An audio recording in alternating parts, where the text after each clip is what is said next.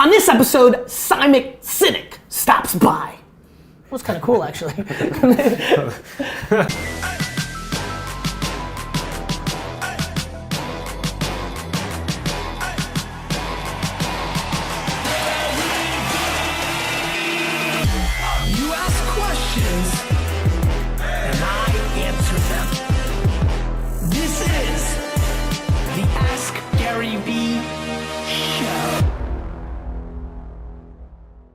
Hey everybody, this is Gary Vaynerchuk, and this is episode 226 of the Ask Gary V Show. I'm excited. I have a guest. I actually have a pretty serious focus on the fourth quarter here of not doing too many guests, getting back to kind of the classic version. Even India, Tyler, let's go. Even India is here, so we're going very classic on the show. But I couldn't resist. Simon and I got some drinks together, catching up. And I thought it would be fun to have you on the show. So many of the people that watch this are huge fans of yours. Thank you. Many, as these worlds work, many would be discovering you for the first time, which excites me. I'm excited to get that email, 9 months from now saying, thank you so much for introducing me to Simon. So there's a lot of selfish wants and needs here in this episode. But Simon's a friend and somebody who I really enjoy spending time with, even though we're both so busy that it happens infrequently. But to the percentage of the audience that doesn't know who you are, why don't you give them a quick little spiel, and then we'll answer some questions, my friend. Sure. My name is Simon Sinek, and I have a clear vision of what I want to build in this world. I imagine a world in which the vast majority of people wake up every single morning inspired to go to work, feel safe when they're there, and return home fulfilled at the end of the day. And everything I do, whether it's writing, speaking, teaching, whatever it is devoted to helping to build that world. And have you always had that for yourself? Past decade. And before then? I would say my career before then was... What did you do before then? I had a marketing consultancy. Got it. Yeah, and I enjoyed myself. I had a passion for what I did, but I meandered. Yeah. I would say that, I think my goals and my visions were very much about me and about the business. I want to build this kind of business. I want to make this kind of money. Yep. And that hasn't been for the past decade. And so, me knowing a little bit more and adding a little more color for the group, you speak, you've written books, you had a breakout speech at the highest of levels. Want to talk about that for a second? Yeah. I think that matters. So a long time ago, I did 2009. It's as long ago as that. There's some older people that watch this. Right. 2009 I wouldn't consider so fucking long ago. Well, I think in this social media world, guys, it's a long time ago. Yeah, long time ago. In 7 years. I gave a TEDx talk in Puget Sound, Seattle, and it's gained some popularity on YouTube. And the folks at TED.com, TED, decided to put it on TED.com, and it went crazy. It went crazy. And when did it go crazy? When did that? It happened. You did it in 2009. I did it at the end of 2009, and they put it on TED.com in May of 2010. Yeah, it seems. It just seems like a lot of people have. How many views did that get? Last time I checked, it's about 27 or 28 million. Yeah, monster. Andy, you're slacking over there. I don't have any 28 millions. Look, I won the internet lottery. I got lucky. I got lucky. And for one more time, for the people that are learning about you, real quick on what was the general thesis of that? So I shared as a talk on a theory that I continue to espouse that based on an idea I called the Golden Circle. Basically, every single organization on the planet, every single one of us knows what we do. The things we sell, the services we offer. Some of us know how we do it. It's the things that we think make us stand out or differentiate us from the world outside. But very, very few of us can clearly articulate why we do what we do. And if you look at the greatest leaders, everybody from Martin Luther King to Steve Jobs, those with the capacity to inspire action in those around them, every single one of them, regardless of their industry, thinks, acts, and communicates starting with why. Yep. Most of us talk about what we do, and then we try and tell people how we're better. But these guys talk about their vision, they talk about their cause, they talk about where they're going, and what they do simply serves as the tangible proof of what they believe. It profoundly changed my life. It continues to be the way in which I organize information, make decisions, set strategy, all of it. It's the North Star. It is the North Star. And I found a language that made it really easy to understand. And actually, the cool thing is actually grounded in the biology of decision making. So So it's not like some highfalutin management theory. Right. It's actually grounded in how the brain evolved and makes decisions. And what about your book world? You've written now what, 3? Third book. Yep. Yeah, came out today. This is the day. This is the Is day. that what's in there? No.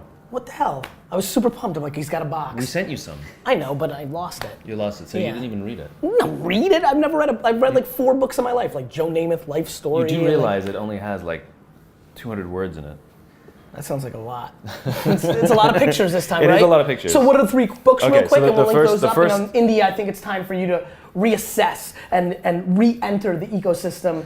I feel You're like, gonna come and talk? Dunk and Sid and all these characters, nobody can play up to the level of your quality, and so I think we're ready to raise the bar. Ready? Yes, but before we do that, the 3 Okay, books. first book is Start With Why. Yes. Which is deeper look into what I've talked about Yes. on the TED Talk. Second book is Leaders Eat Last. Yes. Which is all about where trust and cooperation come from, and how you build trust and cooperation. You ever consider calling it like Leaders Don't Eat at all? Because that's That how sometimes I ran. happens. That sometimes happens. Yeah, that's all very right. true. And this new one that And comes the new out one today. that comes out today is called Together Is Better. Okay. A little book of inspiration. Yeah, that's what it is. And it's basically a beautiful little illustrated book with quotes and aphorisms, but it's a metaphor. I tell a story of 3 little kids who are dissatisfied with their playground because of a bully, in this case, the metaphor for being a bad boss, and people imagine having a different job or going somewhere else or starting their own business or whatever it is. Yep. And the question is, who has the courage to do that? Yeah. And so basically it's a story of 3 little kids who find the courage to follow their dreams because they learn to help each other. Love it. Yeah, that's what it's about. So all across America, we hope, and the world, we hope to inspire people leaving organizations 3 at a time. 5 at a time. 10. Yeah, I'm good with that. Good. India, let's do it. First one from Oh, a lot of these are all videos, right? Oh, yeah, there's good. a video. Real Look how cute questions. this Good, I is. like this. Hi, Gabby. Hi, Gary Vee and Simon. I hope all is well. Question that I have for y'all is, can somebody's personal why on why they work for a business vary from the business's why? Or is that just never good? Thanks a lot. Keep climbing. So if it's your business, the business's why and your why are exactly the same thing. Yeah, but Because- he's asking if he works for an If he works for a organization, separate he company. knows the organization's why. I mean, a lot of the people He here, knows the right? organization's why A lot of and them his know why. Vayner's why, Sure. but they may have separate whys within it. Can they coexist? Can Sure. an employee's why and an org's Sure. why coexist and everybody wins? Sure. The simple answer is yes, if they go together. Everybody has their own unique why, and the organization has its own unique why. Yes. And if they are You mean compatible, go together in a peanut butter and jelly yeah, kind if of they're metaphor? Okay. compatible, then you will look to the people who have joined the company and say, you're a good fit, you belong here, and they will see themselves as a good fit, and each one is mutually beneficial. In other words, it's like any relationship. You know, you and your wife have different whys, but they're compatible. You see her as helping you grow, and she sees you as helping her 100%. grow, etc. It's the exact same thing. Which is why, And sometimes it is incompatible. Just which like is why people- divorce which is like rates are people- very high. Well, I don't know. It's sometimes incompatible. That's a decision-making problem. Okay. But But sometimes, it's also an evolution problem, right? Like, if you think about it, one's whys can be really aligned with the organizations today, and 5 years from now, they may not. no, absolutely not. Not if both not One more time, you're saying no to that? No to that. So you're saying that there's a Here, let me tell you why. No, Let me hold tell on. you why. Let me Before tell you you do, why. I want to give you more framework Yeah, because yeah. I'm fascinated by Okay. your decision to say that. You're saying that things are frozen,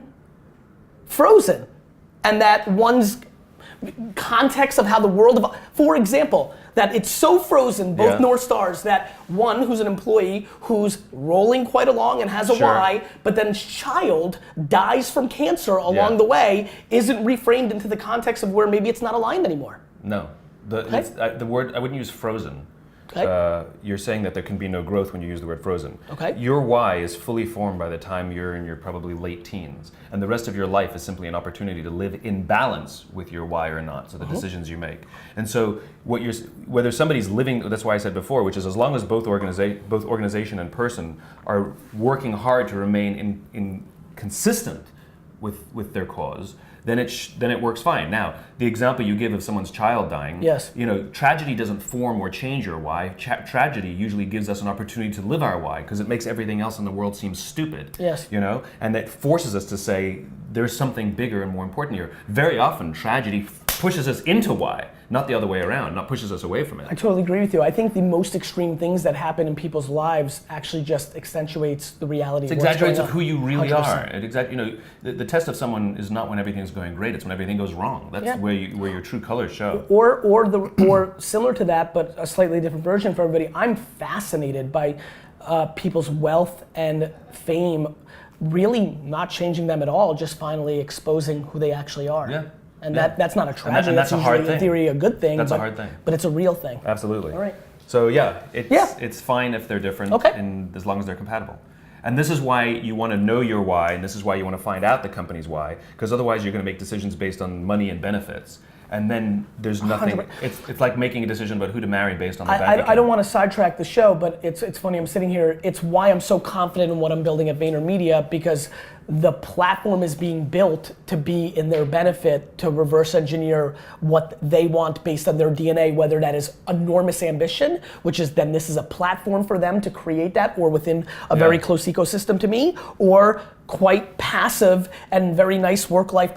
I have actual zero emotion one way or the other of what they actually want. I just want to build a framework and a platform that gives them those options, and I think that's the great mistake that most businesses make. And isn't that what you preach in your work as well? 100%. So it's I have no interest in. So the why is clear internally and externally. 100%. I love that. Which is because to me otherwise everything crumbles in its hypocrisy if you don't do that. Amen. From that. Matthew. Hey Gary, Matt LaMarche here in Atlanta, Georgia. Hope you're doing well. I had a quick question about self-awareness. Do you think it's more about maturity and wisdom, or is it something that you're just built with? Thanks so much for taking the time. Have a great day. That's a good question. So I've been talking a lot about self-awareness. Yeah. I'd love for you to take the floor first. Maybe you haven't had as much time to ponder this world. What's your take on self-awareness? Do you feel like you have it? Do you feel like it grew? Is it, for example, I believe it is the ultimate power. Mm-hmm. Once you have that, boy, can you start navigating. I'm struggling because so many people have really caught attention to this and are asking me to help them figure out how to gain more of it. And I'm like, Jesus, this is, there's certain places where your skill set stops. Mine stops at, how am I gonna, I don't know. Boy, do I know the people that I know that have it are winning. And not just financially or exposure, like they're just in a happy place because of that self-awareness. What is your thought on self-awareness? Yeah, I think it's a skill like any other. So you do think it's something that can be developed? Some people might have natural capacity for it, but however they were raised, like any other skill, It's like in the world. Some people are good at basketball, and some people have to work very hard to be good at basketball. But it's. Do you think one caps out though? In a basketball analogy, Dunk is a nice looking athlete, but he's never going to be an NBA player. Right. He has a ceiling of his basketball skills. Do you think people have a ceiling? I don't know if people have a ceiling. I don't know if people have a ceiling, but I think self-awareness is a skill, a practicable, learnable skill. And I think the one of the big things about self-awareness is we don't really know how we're being perceived. We think we know how we're being perceived, and sometimes we act in a way, when we act all pompous because we want to appear strong, but really we appear weak. And that's right.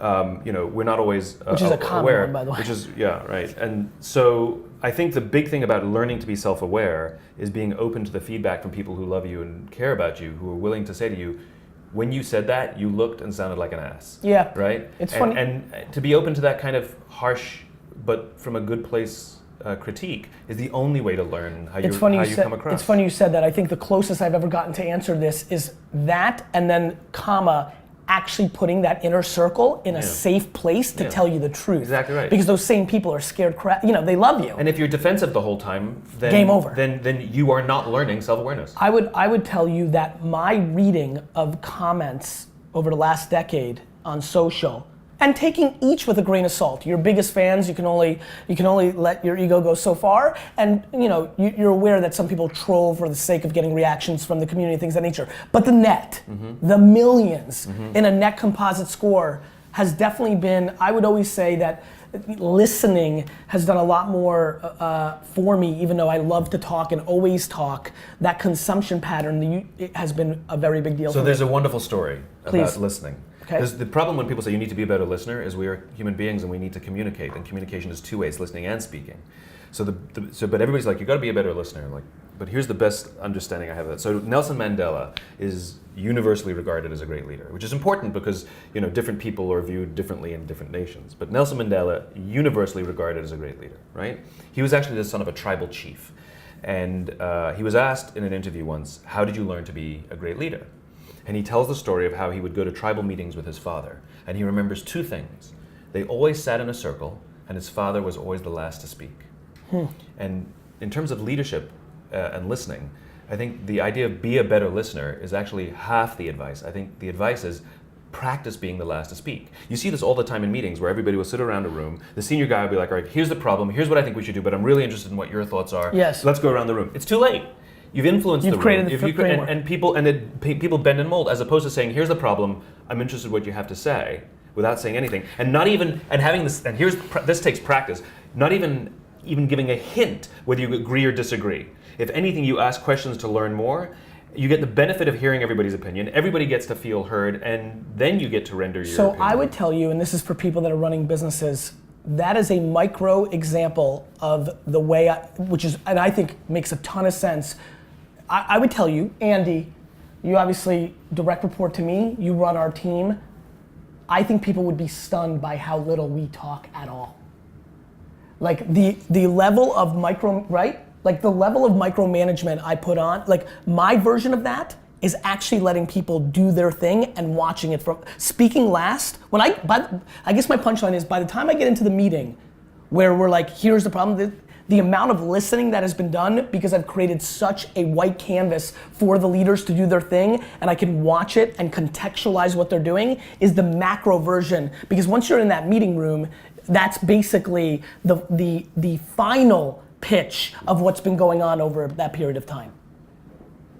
Okay. Yeah, it's interesting. It's interesting. I believe in that quite a bit. Okay, good. I mean, I think, I on the other hand do think that all skills have a max out. At some level, your hardwiring, limits. So you can't continue to grow till the day you die?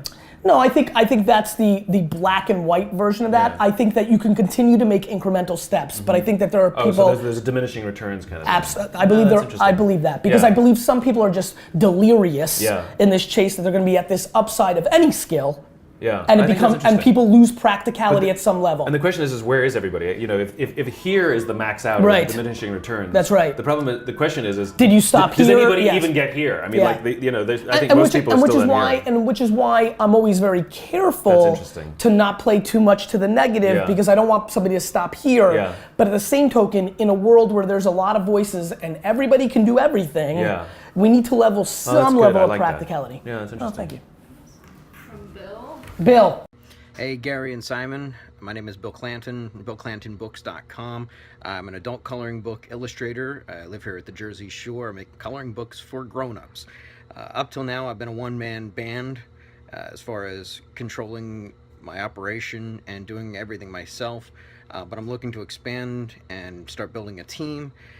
Do you have any suggestions as I grow to help new team members buy into my why or my mission as to why I'm doing this? Is there any best practices or ideas, suggestions to help them buy into what I'm trying to accomplish here?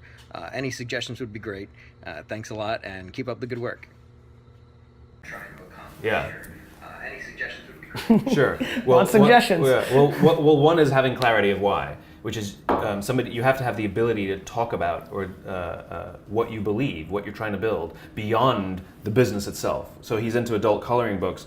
What specifically? Which puts him, by the way, in a good spot to begin with, right? I mean, if you just think about that in thesis, Yeah. there's a lot of like smiling that comes along with that. There's like a lot of positive vibes. If that's why he went into it, it could have been for some Zen calm thing or some or stress some weird relief thing. Maybe he's a really bad guy and he's trying to. He's mad at children. So I think. I don't think so. But even beyond the coloring books, like what is it that he imagines? The ability to talk about his vision, and if he can't talk about his why in hard terms, can he tell stories of his own experiences or people he admires that if somebody hears enough of those stories, they can kind of get a sense of who he is. What you'll find is that the better you are at communicating your why, people will want to work for you regardless of the opportunity that you afford them. Like, they want to be a part of it. Yeah. We do a little thing, which we've been doing for years and years and years, called a give and take. Whenever there's any kind of relationship, whether it's an outside partnership or even somebody who joins our team, we do something called a give and take, where we want somebody to be selfish and selfless within the relationship. So not give and get, but give and take. So we'll ask them, what is it that you have to give to us, that you have that you think that we need, right? And they'll tell us. And then we'll say, great, what is it that you selfishly want from us? And we want them to tell us what they can get from us and no one else. I believe in that so much. And when those things match, you have a balanced relationship. Because, so for example, I've had it with people. They'll tell me what they have to offer, and that's awesome because that's what I want. And then they'll say what they want to take, and they go, oh, I want to work with smart people. I'm like, plenty of smart people. What is it you want to take from me? They're like, oh, I want to help build something. Wonderful, do that anywhere. What do you want to take selfishly from me that you can get nowhere else? And if they can't answer the question, I want to engage in a relationship, and the reason is because in time, the relationship is unbalanced, they're going to be giving, but they're not taking, and I don't even know how to give them what they want, then they'll complain they're not making enough money, or because it's not balanced. That's right, and I think that's a big part of it. I think the other thing, as being out there, a lot of people play the reverse of that. Yeah. They want to give you something that is very low in value, and they want something insane in return. Hey Gary Vee, I tweeted about your book. Now I want a job with you. I want you to babysit my dog 4 times a week. Like it's insane with that. Right. So it's about balance. And to me, I've thought a lot about that. I think a lot about it. I call it 51-49. I fully believe in that. Yeah. And then what I always think about is how incredibly important it is to me to slightly give a little bit more, not because I'm the greatest human ever. I actually just think it's a leverage point. I think it's like, I like the feeling, and I'm not sold that, I don't know if that makes me a good guy or a bad guy. It's just my natural state to slightly over deliver as close to the middle as possible. And I like that. So one of the richest guys in China, he might even be since the Alibaba guy, not so much, but one of the richest guys in China, he's a real estate developer, and he always gives the majority share to all his partners. He always does 51-49s or even more on balance. And somebody again sat down with him in an interview and said, why do you never do 50-50 deals? Why don't you? Why do you give away the majority stake in all your partnerships? And he smiled and says, because everybody wants to do business with me. That's right. I mean, it's that easy. Tons of sense. Yeah.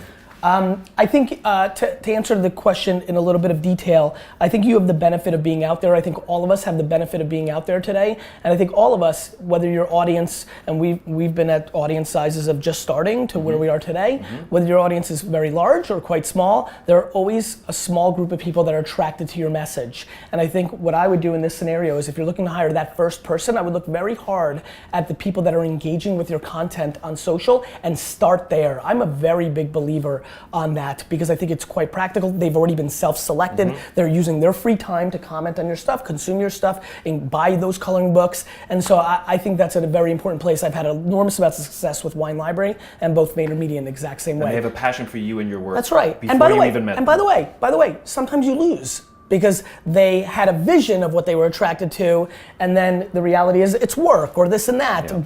But I do like that starting point from a practical nature. JJ. Hey Gary, it is JJ at 97.9 The Blocks in Houston. Had a blast having you on my show earlier this year to talk about your new book, Ask Gary Vee. I read the book. It is amazing. I got a lot of good stuff from it. I've been sharing it with some of my interns and my friends and coworkers, so thank you so much. Today, I have a question for you. I'm releasing a book next month. It's called Without Bruises, A Journey to Hope, Help, and Healing.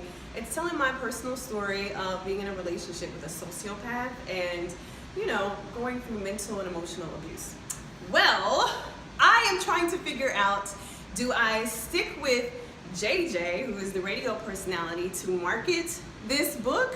Or do I need to stay away? Because I feel like I can reach a bigger audience, but I'm not sure if that audience is really ready for the girl with the shaved hair, tattoos, who's at the hip hop station. So maybe you can give me some advice on that. Thanks, Gary. Love you. I'll take this one first and then you jump in, Simon. JJ, look, the bottom line is it's not 1984 anymore.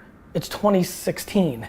You're not gonna hide from who you are. People are gonna figure out you have a shaved head and tattoos. Yeah. You can go under a pseudonym, you can go in disguises. They're going to figure out who you are. So I think everybody wins when they go all in. Listen, first 60 episodes of Wine Library TV. 2006, 10 years ago. I was tempered a little bit because I was scared that the people on Wall Street and these rich people that were buying hundreds of thousands of dollars a year of wine for me would realize I loved wrestling and football, and I cursed that I was jerseyed out. The truth is, the second I realized, wait a minute, if people like this show with 80% of me, what's really gonna happen?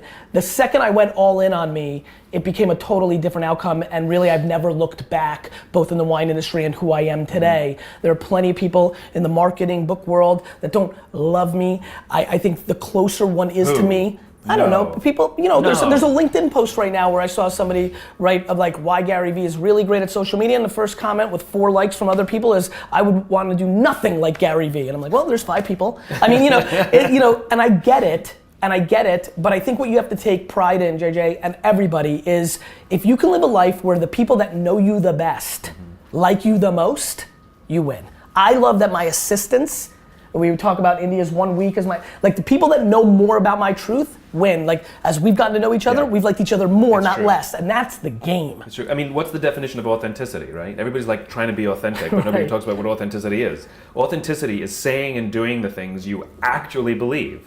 And so to create divisions, one of them is inherently inauthentic. So in one of them, you're either being dishonest or you're faking it.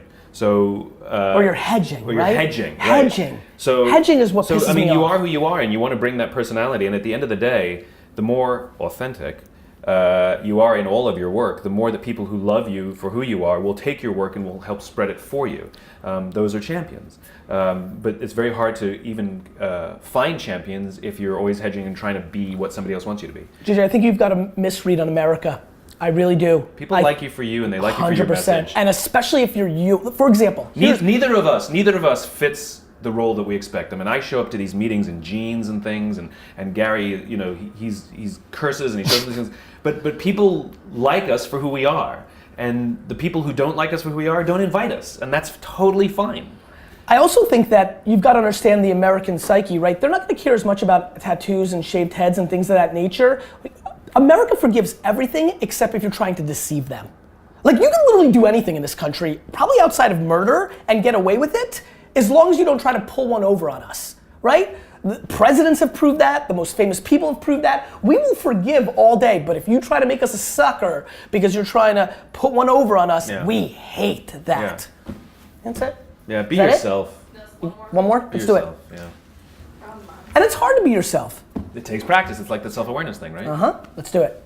From Africa. Going to Africa, I love it. Hi Gary, my name is Benja Bimbola from Nigeria, West Africa. It's 2:16 a.m. in the morning here, and I'm grinding. I hope this gets in. My question is short and simple to you and Simon. When do you know you have the chops as a young person to start talking? When you have the results to back it, but you're not an all-time great yet? Do you start talking or do you document? Thank you. I think you start talking, the whole thing is a process, though. You start talking immediately. I mean, it takes a long time to become an overnight success, right? And I think for the both of us and everybody we know that we admire and who's achieved anything, they've been at this a long time and they've been talking at it. And by the way, they weren't great at the beginning. They go watch early interviews of Steve Jobs, right? Early interviews of Steve Jobs are fantastic. He's terrible. And he actually in one of them says, I need to go throw up because he's so nervous about talking on camera. He's terrible. And the point is he practices and he practices and he practices, he gets better, but he does it out loud. And I think the idea of hiding until it's perfect, it's a fool's game. I think you put yourself out there, you start, you practice out loud, then you get feedback, and you grow. I mean, counterpunch. You adjust. You put it out there. I would say the one thing that you may be referring to that I talk about a lot is it's tough to come out the gate at 22 and say this is the definitive thing. Here's my advice. I think talking to the world about your truth, about what you believe, correct, is the game. Is the game. I think what we're seeing on the internet right now, like I'm a 22-year-old. I'm a business coach, guru, and I'm going to teach you. And the only business I have is you're going to pay me $20K, and I'm going to teach you how to charge other people down the ladder $20K to give you advice. That's the bad stuff. So, you know, your point of view on the world and like what you believe and where you come from, that's gold. Your process. That's why I talk a lot about documenting instead of creating. It's just your truth. But I agree with you. I mean, there's no substitute for doing the amount of people that wait for the perfect thing and then never do anything. You know, the most beautiful thing when you're young and you think you have something to contribute is to admit that you don't know everything, admit that you're learning. Yes. If you say, I'm a 22-year-old expert and I can help you do X, Y, and Z, you actually, it's not true. You have, I mean, there's so much more to learn, and everybody knows that. Everybody who is the kind of people that you want. Everybody, the people that are attracted to that are going to do very little for you besides some short-term dollars. Agreed. And if you say, look, I'm in this business, I'm fascinated by it, I'm growing fast, I'm learning fast, I'm still a student of this stuff, but I have this service to offer, that humility is unbelievably attractive, and people want to be a part of that because they know you're showing up to learn, not to... Simon, I don't know if you're paying attention to this, but in reverse what's happening is people are renting expensive things, showing a bullshit lifestyle on Instagram, like, you know, going to, like, they're asking their dad to take $25,000 out in cash from the bank, putting it on a bed, taking a picture, then putting it back in the bed, like just complete and utter fraud. And it pisses me off. That's insane. Yeah, and by the way, like it's just a non-winning game. And you only attract people who want the that, worst. and that's not even who you are. The worst. Anyway, Simon. Probably lying, isn't it? Question of the day. Every guest gets to ask the question of the day. You get to ask them a question. You'll get hundreds of data points back in return that you can adjust to, both on Facebook and YouTube. So what would you like to ask the Vayner Nation? What is on your mind? What would you like to get a good solid survey in return from? I want to know if, whether you have your own business or work for a bigger company, I want to know, do you feel loved and supported by the people around you? Do you feel that the cultures in which you work or the culture in which you're building are ones of cooperation and of trust? Or do you feel like you have to keep your guard up the whole time? You can't really trust anybody, and you definitely can't trust your boss. I want to know that. And if you are feeling supported and loved, tag that person. I think we are just not deploying enough positivity. Agreed. And I think if somebody's doing that amazing thing for you, they would feel very nice when this shows up in their notifications and realize they're doing that for you. Yeah, thanks very much. Yeah. Love you, pal. Wonderful. Thanks a lot. Good. You keep asking questions, we'll keep answering them.